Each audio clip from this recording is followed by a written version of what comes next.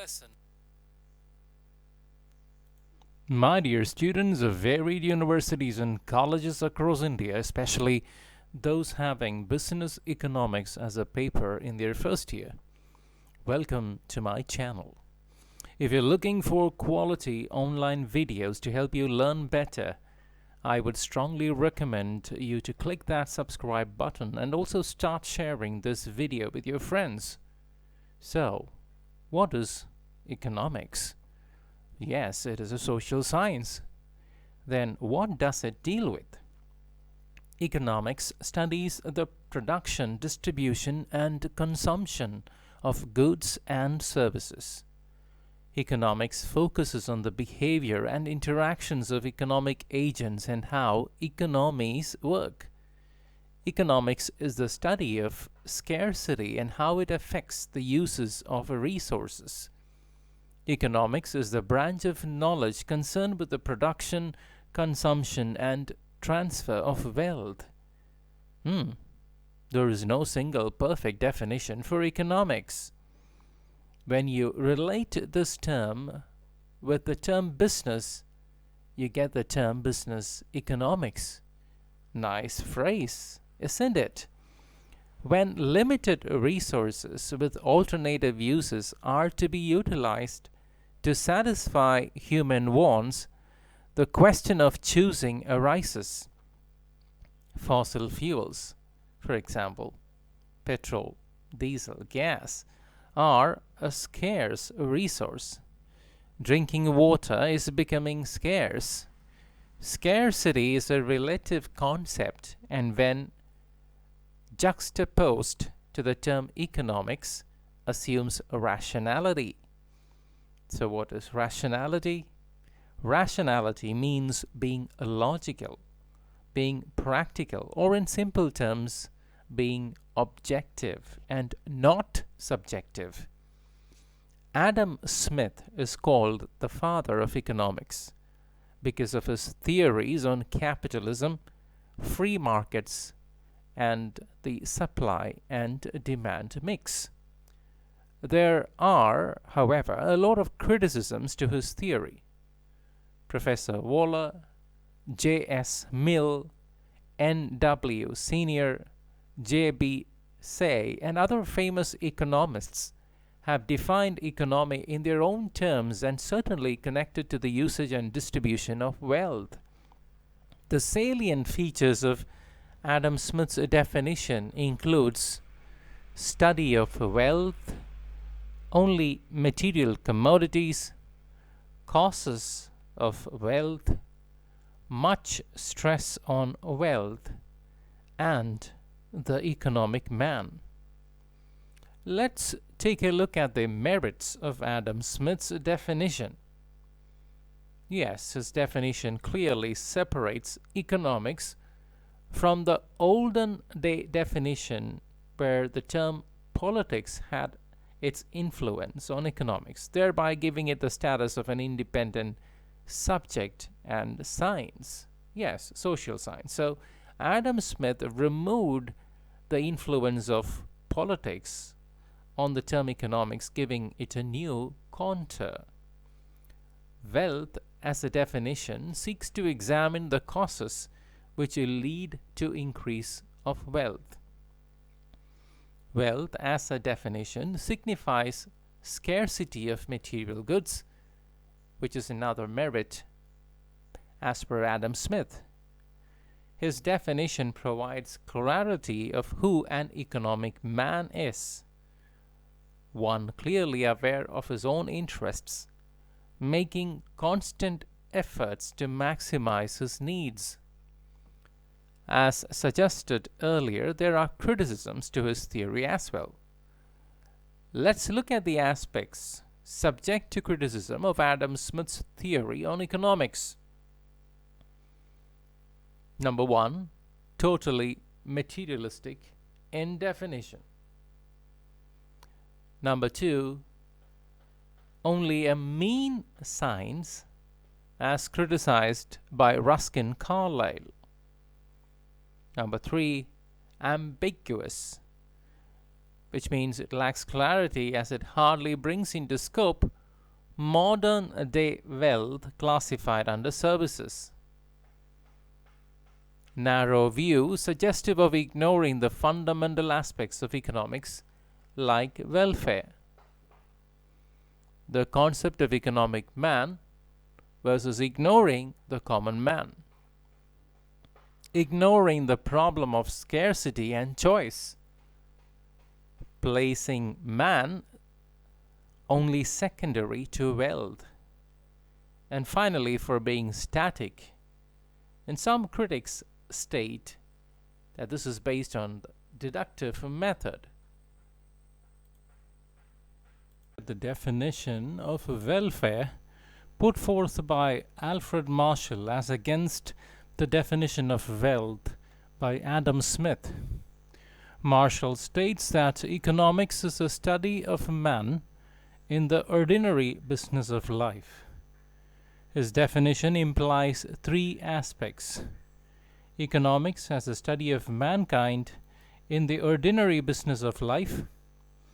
This has to do with earning one's own livelihood or meeting one's basic physiological needs like food, shelter, and clothing. It also examines the economic aspect of an individual and his social actions.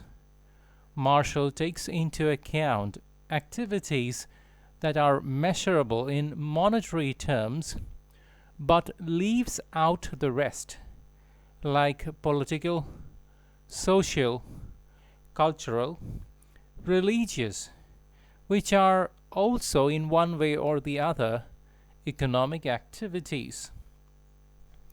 And the third one, the attainment of material welfare as the end of economics. Marshall shifted from Adam Smith's emphasis on wealth to welfare, seeing wealth only as a means to promoting welfare. Here are the salient features of Marshall's definition on wealth. Study of mankind versus the study of wealth being placed secondary to man. Study of ordinary man versus the economic man. Study of industrial man concerned with material gains. Study of real man, not necessarily one who's selfish. Promotion of welfare. And this is as against the concept of the overemphasis on wealth put forth by Adam Smith. Next is the classification of economics as a science and art, and also the use of money as a measuring rod. Here are the merits of Marshall's proposal on wealth as a definition. It deals with welfare. It is a study of social science. He explained the proper relationship between wealth and welfare. He classified economics as a social and normative science and saw it as more scientific, classifying economics as material welfare and non-material welfare. However, there are criticisms too on his theory. Let's have a look.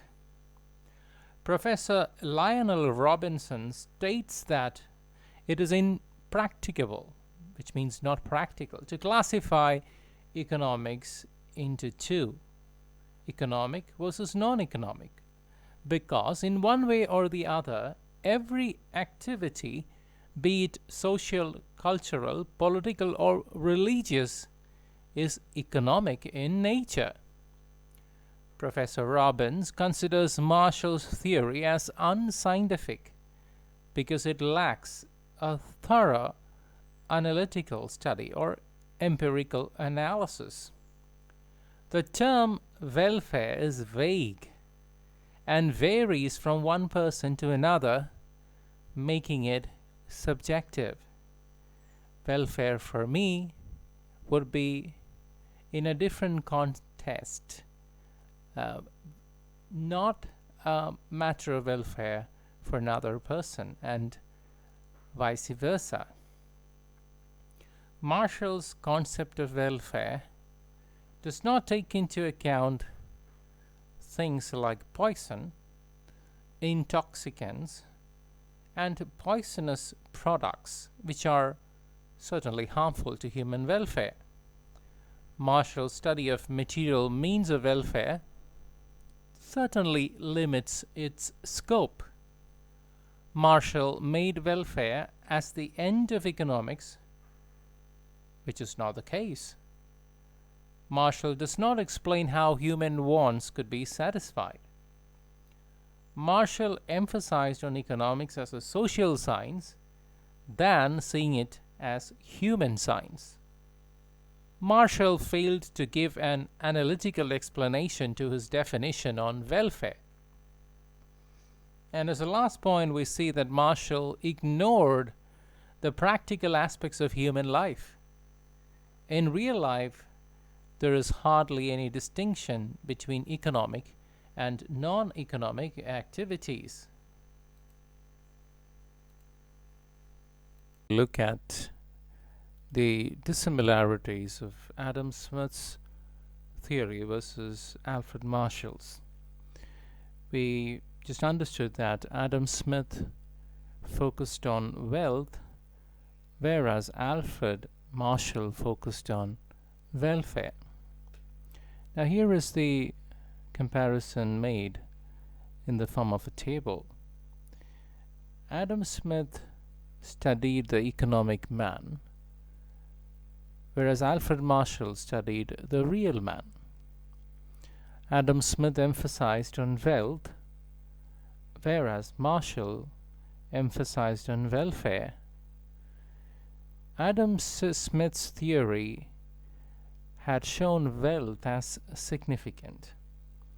On the contrary, Alfred Marshall felt that man is important. Adam Smith's theory states that wealth is what economics is all about. However, Marshall stated that wealth is only a means to welfare and put man as important and wealth as secondary.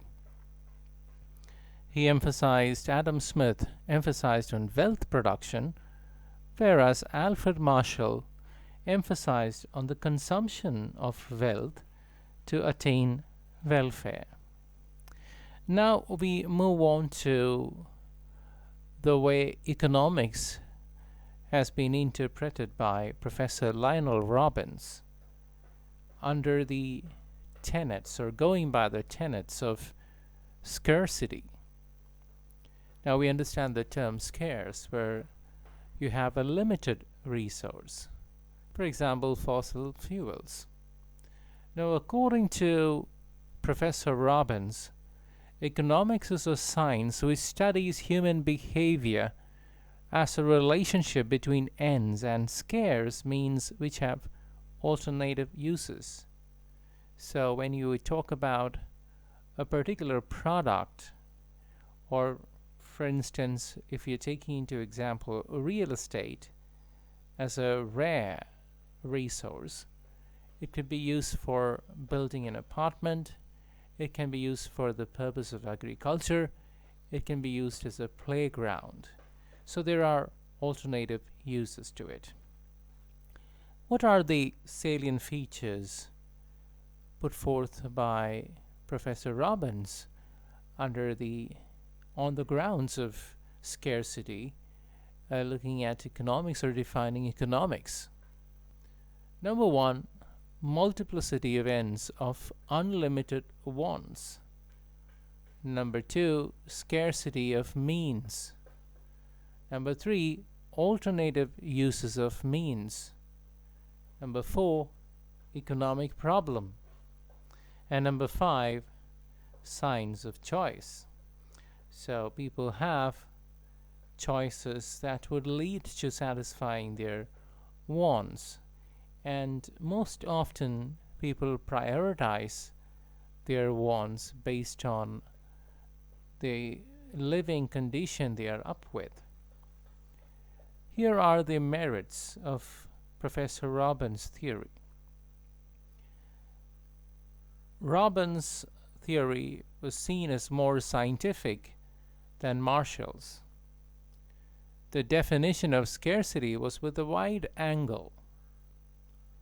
It is non-ambiguous, which means there is absolute clarity. It is universal, meaning it's applicable everywhere, across societies, and not restricted to a particular class or community.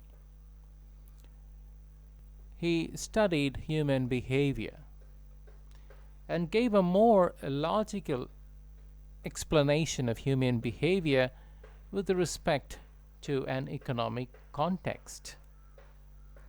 However, there are criticisms to Professor Robin's work in the field of economics.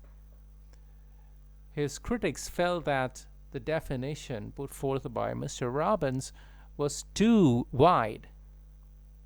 The definition of scarcity makes the word economics meaningless. That's another criticism.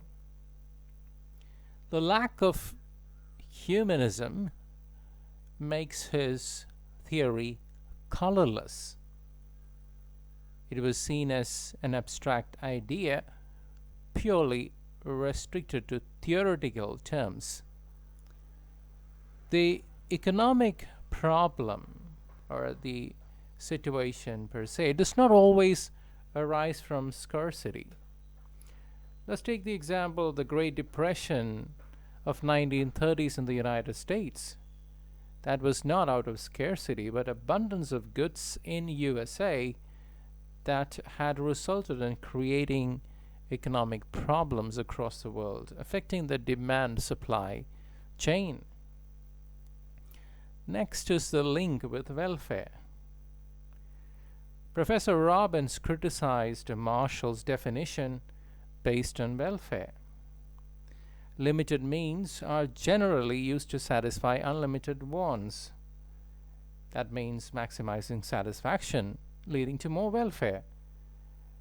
Thus, Robbins' definition has indirect link with welfare of the individual or society. Next is the impractical nature of it.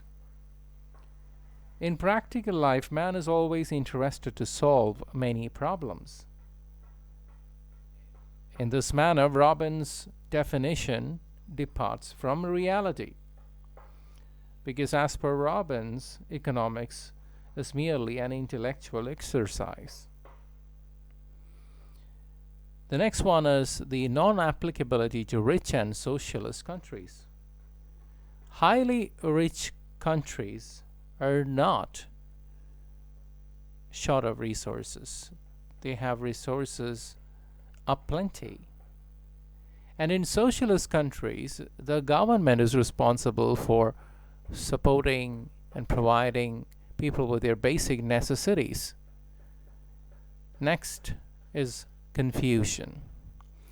Professor Robbins failed to give clarity between ends and means. For example, production of steel is an end for a steel factory, while it is a mean for the government or a private organization to build railway lines, dams, bridges, or structures using it. Therefore, this perspective of Robbins is confusing. The next one is the static definition. Robbins' definition is static as he studies the present means, and he forgets the future where both ends and means are subject to change. Therefore, he ignores the growth economics properly. And finally, the method used by Robbins. He relied primarily on the deductive method to study and did not take into account the inductive and historical method, and these methods are more scientific in nature. Let's take a look at the dissimilarities. The similarities are there in the textbook, which is easy for us to relate to. But I felt it is important for me to put down the dissimilarities for you, and because this is more important from an examination perspective. Lionel Robbins, Professor Robbins, stated that economics is a science of all people, putting it forward as a human science. However, Marshall stated that it is meant for normal social human beings.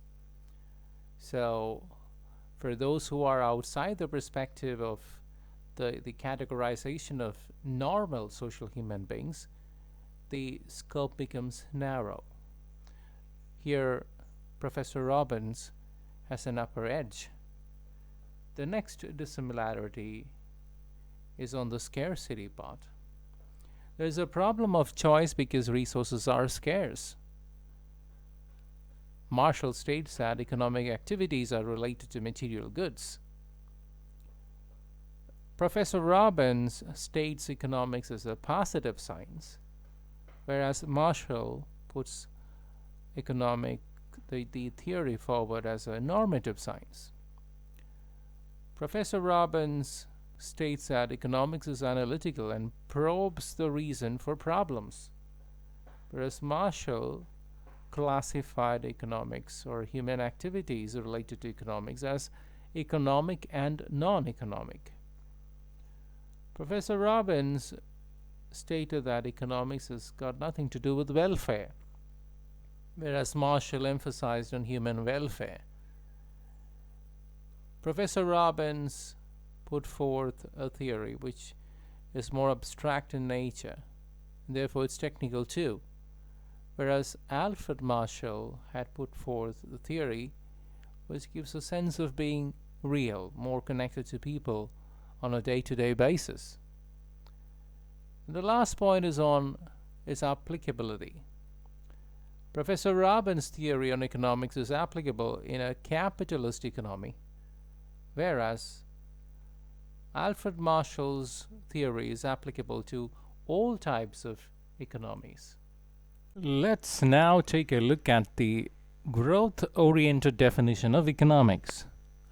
Professor Samuelson said that economics is the study of people and society and choosing with or without the use of money to empty scarce productive resources that could have alternative uses to produce various other commodities for near or future use across the societal framework. Economic resources are natural, human, or physical, and are used to satisfy human wants of varied nature. They are scarce but have alternative uses. When resources have alternative uses, the challenge arises in making the appropriate choice. Resources should be efficiently utilized for maximum welfare. The definition, which is growth-oriented in nature, also emphasizes on the full utilization of the resource.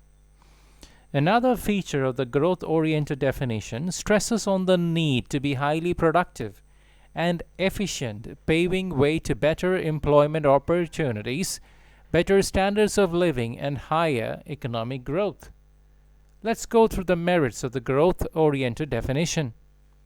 It gives a realistic explanation of economic problems. It is classified as both a science and art.